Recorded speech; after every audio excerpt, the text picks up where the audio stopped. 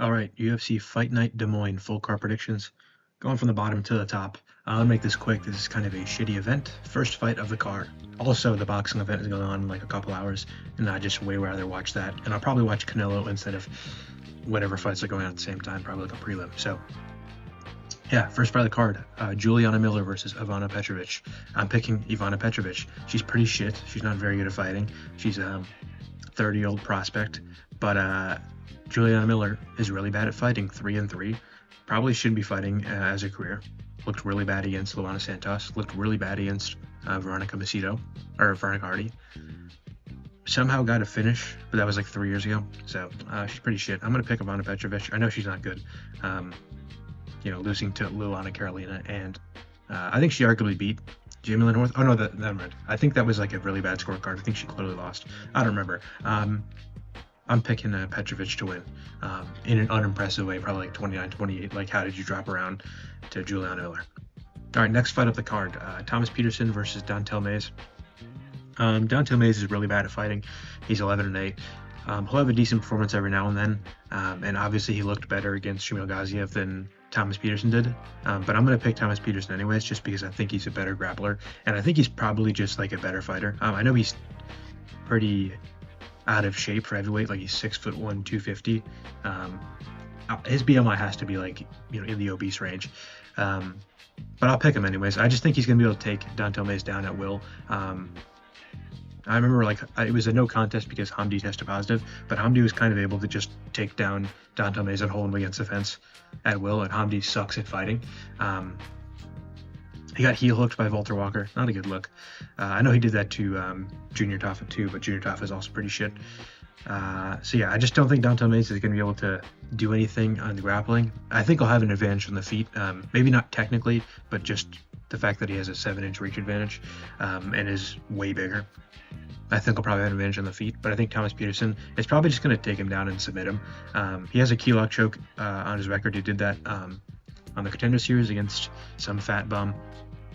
And I know he lost to Jamal Pogues, and I know he got finished by Shamil Gaziev, but I think he's like just a decent heavyweight. I think we're going to look back at him and he's like, oh, he was like a Jake Collier, or not even, maybe like a Carl Williams, or someone like that, who was out of shape, didn't look very good, arguably could be 6'1". How tall is Max Holloway? Like 5'11". Thomas Petersen with a better diet and if he got in shape, he could be a lightweight, I think, easily.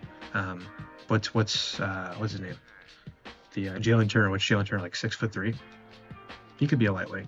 I'm not saying he should, and he probably isn't skilled enough to be a lightweight, but it is embarrassing that a 6'1" guy is like close to the heavyweight limit. So yeah, I'm gonna pick him just because he's probably gonna grapple Dontel Mays, and Dontel Mays is pretty terrible. But that's a joke that I'm picking Thomas Petersen to win a fight against a professional, top promotion athlete. Next fight off the card, Gaston Bolanos versus Quang Le. I was going to pick Quang Le because I think Gaston Bolanos is really bad at fighting, but Quang Le isn't that good either. I liked him after the Gutierrez fight. I thought that was a pretty good showing for a debutante. And I thought he was a road to the UFC guy. So I was like, oh, 8-0, that's a pretty good record to join the UFC if you've gone through road to UFC. But he's not. He's an LFA guy. And he didn't fight anyone really that good in LFA. And then he looked like, against Chris Gutierrez, if you go to a decision, it's kind of hard to tell how good you are, just because Gutierrez goes to like a close decision with everyone. Well, everyone that's not like pretty good, like Song Yadong, obviously he didn't go to a close decision with, but what's his name? Guy from last week, whatever. Quang Le, so I thought him looking decent against Chris Gutierrez was a good look. But in hindsight, it's really not that impressive. And then at the UFC Macau card, he looked really bad against Long Zhao. And I think Long Zhao is actually a pretty solid fighter, but I don't think he's like a, up there guy. And then, so kind of in the last couple months, I've had like a negative outlook on Quang Le's career, and then kind of the opposite for Gaston Bolanos. I really thought he was one of the worst fighters in the UFC. Probably like before his last fight against Kotavius Romius, I probably said in that prediction video that he's one of the worst fighters in the UFC. But he beat Aaron Phillips, who isn't that good. Lost to Marcus McGee, which, we know how good Marcus McGee was back then. But I think he actually looked pretty decent against Cordavius Romius, reversing positions, not getting finished on the ground, staying out of bad positions as well as reversing them. And he looked pretty solid on the feet too. He is still really slow, and I think Quang could, find a hook or something. But I'm not betting on Quang to get a finish or look very good in this fight. And if Bolanos has improved, like I think he has in his more recent fights, I think he could win. So I'll pick him. Next fight of the card, Marina Rodriguez versus Gillian Robertson. I don't know why the odds are so wide on this one. I'm going to go with the favorite, Gillian Robertson, just because I think she has a good style for beating Marina Rodriguez. And I also think she's looked pretty improved recently. She lost to Tabitha Ricci. I can't remember if it was a robbery or not. It's hard to remember with Tabitha Ricci because every single one of her fights is a split decision robbery. But she looked really good against Polyana Viana. Looked fine against Michelle Watterson and Luana Pinheiro. Famously in the Luana Pinheiro fight, that was the first event where you could use 12 to 6 elbows in the UFC, and she landed one right on the gooch of Luana Pinheiro, which, I guess that is. But Marina Rodriguez has only really fought the top of the division, and arguably beat Yasmin Lucindo, arguably beat Jessica Andrade, lost to Verna Jandiroba, which is why I'm picking Gillian Robertson. But she was looking fine against Amanda Lemos, and then they had one of the worst stoppages ever where she didn't get hit with any punches, and Herzog stepped in. And then, in her last five, her other win is against Michelle Watterson, and she got a finish where Gillian Robertson did. So I don't know why Gillian Robertson is the favorite. I think that she'll be, I know why she's the favorite, but I don't know why she's a massive favorite. That being said, I think she'll be able to get on get a takedown, take this fight to the ground, like Jandiroba was able to do pretty easily, and then just land good shots from on top and just win a decision. I don't know, it's women's MMA. I don't think she's going to get a finish, but I think she's just a better grappler. So if this fight ends up on the ground, which all of Gillian Robertson's recent fights have, I think she'll have the advantage. That being said, she is horrible at striking. She was getting outstruck by Luana Pinheiro, which is pretty embarrassing. So yeah, I'm going to pick Robertson, but she could lose. I'll keep talking about this more for the rest of the event, but the odds on this event seem so off. But I will pick the favorite here. Next fight up the card. Speaking of odds being off, Azamat Bekoev versus Ryan Loder. Now, I want someone to explain this to me, maybe in words that I can understand. Azamat Bekoev, I know the fight was short notice, was minus 190 against Zach Reese, who's not a very good fighter, and was looking not very good against him to start that fight. Like, that fight was pretty close until he got the finish. I know it was in the first round, but it was pretty close until he got the finish. And then now he's a minus 410 favorite against Ryan Loder, who I think is a way better prospect than Zach Reese. Doesn't really make any sense. I think Ryan Loder is actually really good.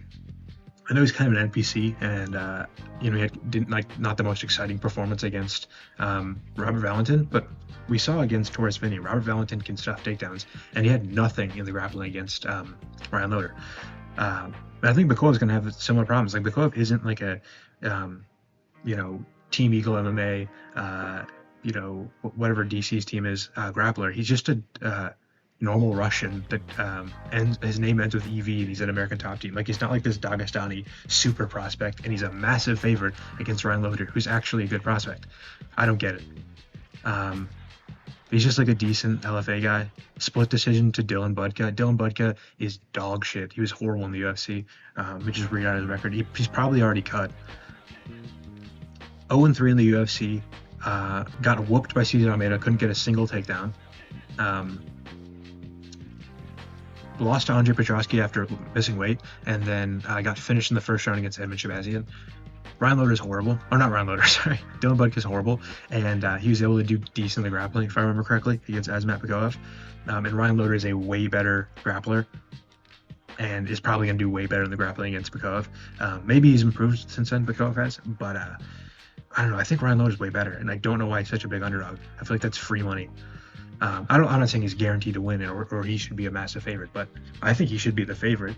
And if not, the odds should be super wide. Plus 320 is crazy. I think he opened as an even bigger underdog. Like, I think Bekoev was minus 500 at one point. So yeah, free money on Loder, in my opinion. Next fight of the card, odds are off on this one too. Miesha Tate versus Yana Santos. Now, the problem with Miesha Tate is she's really old and she's taken a lot of time off. And then you realize that Yana Santos is the exact same way. She's only 35. She looks super old. She looked really old when she was in, like Invicta 10 years ago. Is that Invicta? Oh, no, she wasn't in Invicta. Oh, she was, yeah. In 2016, she looked old in Invicta. But yeah, Miesha Tate looked pretty solid against Julia Villa. I know she had kind of a not very good exit from the UFC and then came back and looked decent. I don't think she looked good against Lauren Murphy, who isn't good, and Ketlen Vieira, who's not very good, and Raquel Bennington. God, that was 8 years ago. Whatever. I still think Yana Santos is dog shit. Lost to Carol Rosa, lost to Holly Holm, lost to Irene Aldana, and those were all super long ago. I know she beat Chelsea Chandler, but Chelsea Chandler really isn't good. And I don't really know where Yana Santos would have an advantage. If she ends up on her back, what's she gonna do? I don't think she's gonna knock out Miesha Tate. So I'm picking Miesha Tate to win this, which is again embarrassing that I'm picking Miesha Tate to win a fight in 2025. Next fight off the card, actual good fight on the main card. Jeremy Stephens versus Mason Jones. So I saw this fight get made, and I was like, really? I thought it was AI generated or a patrol account, like MMA Centel. Yeah, but this fight got made, which is cool. It's cool to see Jeremy Stephens back in the UFC. It's cool to see Mason Jones back in the UFC. If you don't know Mason Jones, 15-2. His only 2 losses are to Ludovic Klein and to Mike Davis. I actually talked about this last week when talking about Onama, because Mason Jones did beat Onama. He's one of Onama's 2 losses. But if you watch the Mike Davis fight, it was a really good fight, and I think. Let me pull up MMA decisions. I think Mason Jones clearly won that fight. I remember rewatching it. I remember when I originally watched it, I was like, oh, I think I'll give it to Mike Davis. And then I rewatched it, and I was like, that is closer to 30-27 Mason Jones than to Mike Davis winning a single round. Let's see. MMA decisions. Okay, half the media gave it to Mike Davis, and 50% of people gave it to Mike Davis. I promise you, go rewatch that fight. And by the way, Mike Davis is really good. So not a bad look at all. But go watch that fight and you'll be like, why did anyone score this for Mike Davis? Mason Jones clearly won, arguably 30-27. So yeah, I'm going to pick Mason Jones. He's actually a really good fighter. Yeah, Jeremy Stephens, pretty good, but just didn't have very good, recent career.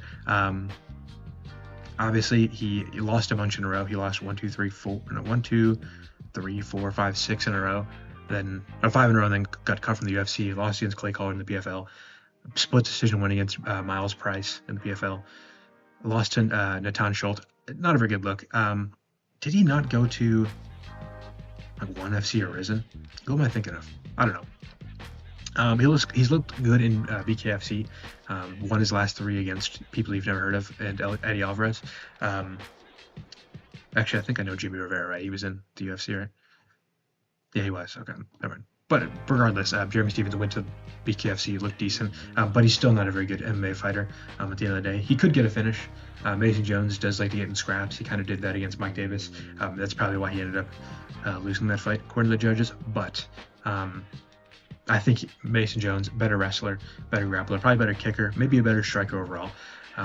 So I think he'll probably win this. I don't know if he's going to get a finish. I don't know where Jeremy Stephens' chin is at nowadays, but I think Mason Jones takes a win pretty easily. All right, next fight up the card. Cameron Smotherman versus Serhiy Sidey. I don't think Serhiy Sidey is good at fighting at all. He lost to Garrett Armfield pretty clearly, in my opinion, and he got robbed. Not a very good look. He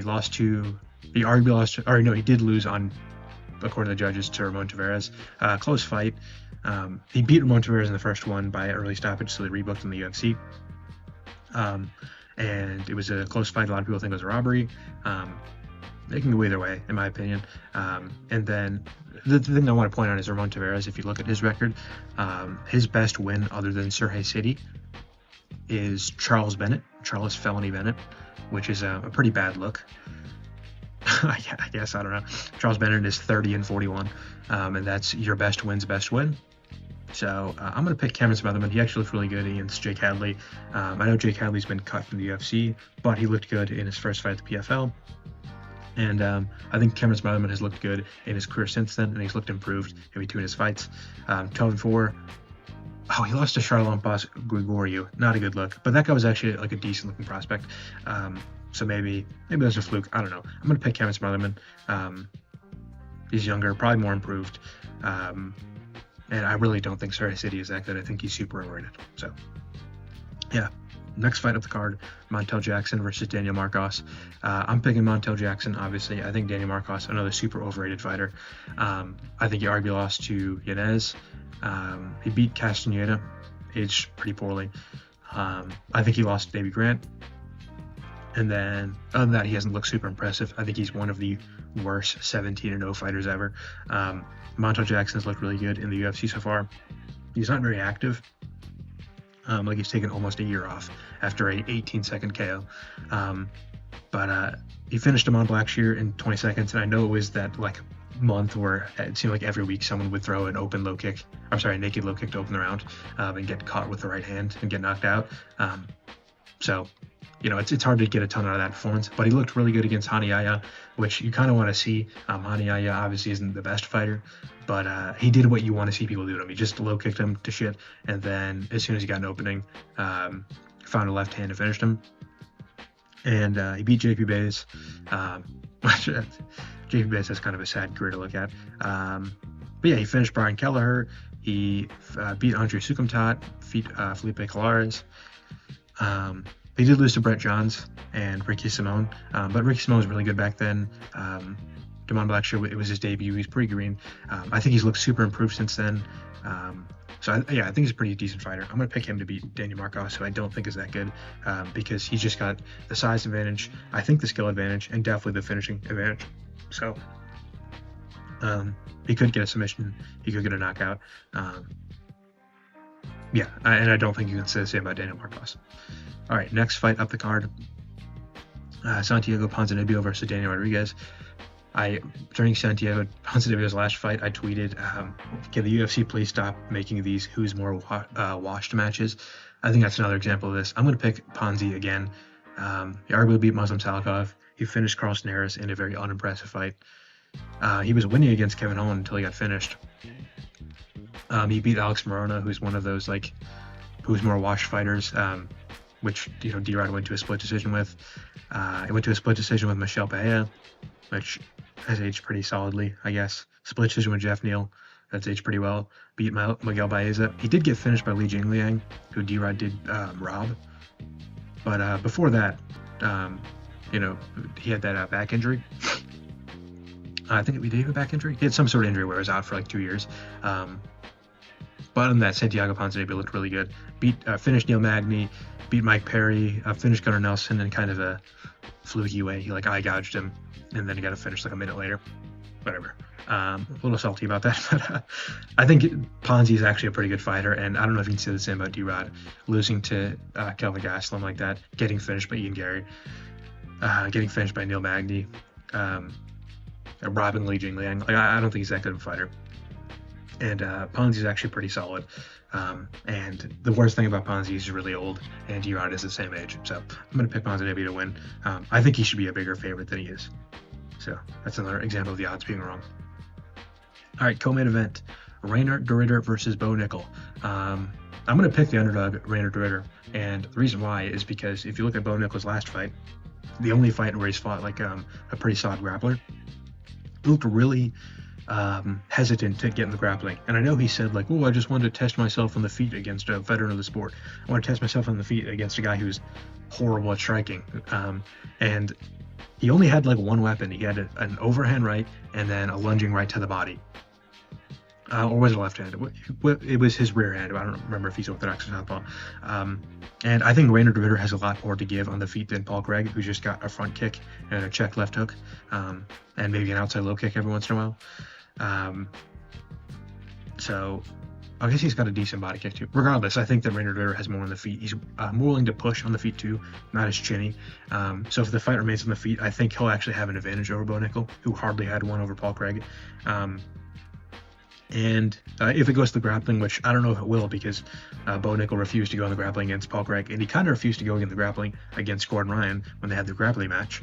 But if it does, I think Reinier de Ridder has a good style for beating a wrestler like that. If he can sprawl a takedown and get Bo Nickal to end up on his knees, he looked really good. First of all, super pause. He looked really good when GM3 was on his knees with the ride. God, not really getting any less fucking sus. Yeah, but from the crab ride and the turtle, he had a lot of unique, cool shit to do. And he ended up getting a finish with a transition from the back take to the mount. He got an arm triangle, and he looked really good in the grappling in all of his fights. Obviously had that one really bad judo throw. What is that? God, I don't remember the name. It's not Sasai or Komayashi. It's the other one. The other one that people try. It was like a hip toss he tried to do, and he basically hip tossed himself and ended up on bottom. But I don't really think that Bo Nickal has the best finishing potential on the ground. I know he found a rear naked choke against Cody Rornage and Jamie Pickett. He got a triangle against, but I don't know. He really hasn't finished anyone that good on the ground. Yeah, so I wasn't the most impressed with his grappling so far. His striking, I think, is super overrated. I know he finished Val Woodburn kind of impressively, but if you go back and look at that, it's like this guy looks like an amateur on the feet. And Val Woodburn was coming up a weight class on like a week notice. So, again, not super impressed by Bo Nickal so far. I think if he beats Reinier, which he's favored to do, this is like a ceiling. I don't think he's going to beat anyone much better. Like, I think a Fluffy Hernandez would beat him. I think a Roman Kopylov would beat him. He's got a decent style to, like, smudge these strikers at middleweight, which is, I think, what the UFC is going to give him. But if he fought like an Ikram Alaskarov, or if he fought like a... who's the other Dagestani guy at middleweight? The eye poker. I don't know. If you fought that guy, is that Ali Ashkab? Kizraev? If you fought him, I think you'd lose. Yeah, so any of those ranked guys, I think that he'd lose to. Brendan Allen, I think, would beat him. So, yeah. Oh, also, I mentioned before, he does the overhand right, the lunging overhand right, and the lunging body shot. It kind of opens him up to a knee up the middle, and Reinier would throw some shit like that, and I think he's prepared. I mean, he's probably seen that opening. I know he didn't, show it against Cody Barnage and against Val Woodburn. He kind of did it against Val Woodburn, but that was like a 20-second long fight. But if his corner has watched any film, they would know that the knee up the middle is there all day. So I got to imagine they've prepared for it, and they're going to look for that. So, yeah, I think it's actually a pretty entertaining fight if it's not like the Paul Craig fight. So I think either my prediction will be right or it's going to be an entertaining fight. So I have that to look forward to. Okay, main event. I didn't do a ton of research for this fight because, again, this card is kind of shit, and I'm more excited for the boxing. And, I don't really understand why the odds are so wide, but I'm going to pick Cory Sandhagen, minus 560 favorite right now. That's wild. Free money on Figueiredo. People forget he's like a champ who only lost to Reinier Moreno at flyweight and Joshua Formiga. But the reason why I'm picking him is because I think Figueiredo has a definite chance to finish Cory Sandhagen on the feet. It just he hasn't finished anyone on the feet in 5 years. And I think that's his best chance. Obviously, as a smaller guy, as a striker, he's going to have to get on the inside. And people have historically struggled to get on the inside against Cory Sandhagen. Rob Font wasn't really able to do it. He kind of just got out-grappled the whole fight, but when they were in the striking, he wasn't able to get on the inside. Marlon Vera really struggled to get damaged on the inside. Song Yadong really couldn't. The only people who have, I know Yan did. Yan did a lot of interesting shit to do that. It was Peter Yan and TJ Dillashaw, the ones I can think of that really were able to get on the inside. Oh, I guess John Lineker kind of did too. And I think Figueiredo is similar skill level to those guys. I just think that he doesn't really do a lot of good setups for that. Like when Jan got his knocked out against Sandhagen, he did a spinning back fist, step through, left hook. And I don't really think Figueiredo's pulling out shit like that. Jan also had the grappling threat with the judo trips. That's the Sasai Komayashi. Shit like that. Or that was an Osoto Gary, whatever. He had a lot of trips that Sandhagen had to worry about. I think he's a little more dynamic, like body kicks and stuff like that. And then TJ Dillashaw, kind of a similar story. He just had more for Sandhagen to worry about. And I think Sandhagen has probably improved since then. Similar to the Umar fight, Umar kind of outstruck Sandhagen, but he just had more for Sandhagen to worry about with the grappling. which Sandhagen did really good against, countering with. And when Figueiredo got behind in the striking against like Cody Garbrandt, he went to the grappling and found a finish. But I don't think he's going to be able to do it against Sandhagen if Umar wasn't able to do it. Yeah. I don't know. Figueiredo has kind of found himself like in fights that he's losing, he falls behind and then he can't really catch up. Like I'm thinking the Jan fight, he kind of fell behind and like couldn't make up that ground. The Garbrandt fight, he did fall behind, but he found the choke eventually. But that was only in the second round. The Moreno fights, in the fight where he got finished, what's that? The second fight. He got behind in the striking, shot a bad takedown, and then he got caught in a rear naked choke. Yeah. He doesn't have a lot of losses. It's hard to take anything away from Deiveson Figueiredo. I feel like he's going to get behind and then start losing and not have any way to catch up. But again, he could totally just catch Sandhagen, or he could just outstrike him. So I don't really know why the odds are so wide. I mean, it seems ridiculous. I know Sandhagen is way bigger, but he's only got a 2-inch reach advantage. So I don't know. I'm going to pick Sandhagen, and I'm going to hope Figueiredo wins. So yeah, let me make a quick parlay because I went a little quicker than I hoped. Actually, let me talk about the boxing, and then I'll see if I got time. I'll do a parlay. This event starts in an hour and a half. I'm picking Garcia. I don't know. I think there's good money on Romero. Really has looked pretty solid against everyone except for Pitbull and Gervonta, who are two really good boxers. And the thing about Pitbull is Pitbull looks really good against everyone who's unorthodox, but he looks really bad against everyone who's super orthodox. And Rolly's kind of unorthodox, which I think will help him against Ryan Garcia. So you can excuse that bad performance. And then Gervonta is one of the best boxers in the world right now. So obviously Rolly beating him for 6 rounds and then getting finished, not a bad look. Garcia didn't look very good against Duarte. Looked good against Haney, but Haney's got a big hole that he took advantage of, and didn't look as good against Gervonta as Romero did. I think Haney's going to beat Ramirez because Ramirez isn't very good, and Ramirez doesn't have like 100 IQ, which is all it takes to beat Devin Haney, in my opinion. I'm going to pick Teofimo Lopez just because Barboza hasn't fought anyone that good, and I know Lopez is a little overrated, but I just think he's better than Arnold Barboza. I'm picking Reito Susumi because I don't know who LaVille Whittington is. 1-2-1, not a very good record. Okay, there's another boxing event, right? Let me do that one real quick. I'm picking Canelo. And I'm picking I'm picking Bruno Soares over Jaime Munguia because I don't think Jaime Munguia is very good. He didn't fight anyone until he fought Canelo, and then he got whooped, and then he fought Soares and got finished. I'm picking Martin Bokole, or I would pronounce the name, against Efe Ajagba because Efe Ajagba isn't that good. Those are all the boxing matches. Oh yeah, those are all the boxing matches. I'll make a quick UFC parlay. I'll do 2 actually. I'll do one that I think is good money. Okay. I'll do ones with the fighters that I'm picking and then good odds. Okay, sorry, a little all over the place. I'll say Ryan Loder, Miesha Tate, and Cameron Smotherman. Just flat out, that's probably plus 1,000, plus 1,500, something like that. Plus 12. If you can get better than plus 1,200 on that, I would do that parlay. And then it's just like kind of a long shot with fighters that have good odds. I'd say Figueiredo, De Ridder, Ryan Loder, and Marina Rodriguez. You can probably get like plus, I don't know, good money on that. I'll tweet out those parlays if you want to see them. Through DraftKings. That is all. Let me know if you agree or disagree. Thank you for listening. Comment if you agree or disagree. Comment whatever. Whatever I normally say. Like the video. Share the video. Subscribe. Go back and listen to my previous predictions if you want to hear those. Enjoy the event. Enjoy the boxing tonight. It'll probably be better than this shitty UFC event. I think we're on to better events in a couple weeks. So look forward to that.